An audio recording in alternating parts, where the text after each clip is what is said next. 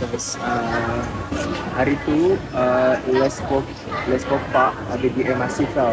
Dia minta Asif nyanyi dekat konsert luar biasa sebenarnya ulang tahun Les Pop yang ke-20 tahun.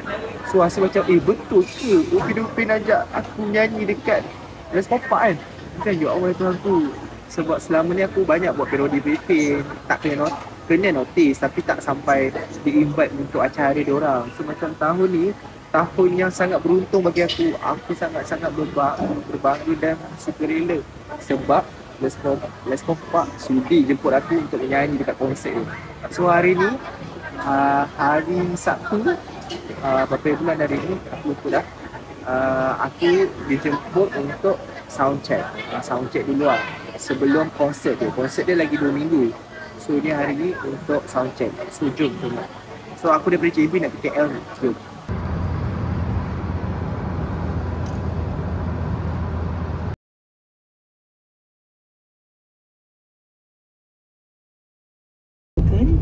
Dah sampai. Let's compare.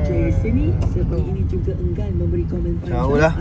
Okay guys, dah sampai dekat Les Kopak. So kita nak practice lagu kat sini. Masuk je office dia, sumpah aku tak percaya. Aku berdiri dalam bilik tempat diorang buat semua pengisian suara Upin dan Ipin OST animasi. Aku rasa macam aku ni pengisi suara Upin Ipin ke? Padahal aku datang cuma nak test run nyanyi je. Serius aku nervous gila. Lagi-lagi badan aku tak sihat sangat. Baru lepas kena gastrik sebenarnya. Dalam kepala aku, aduh, ada ke tenaga nak menyanyi ni? Blur-blur takut cuak.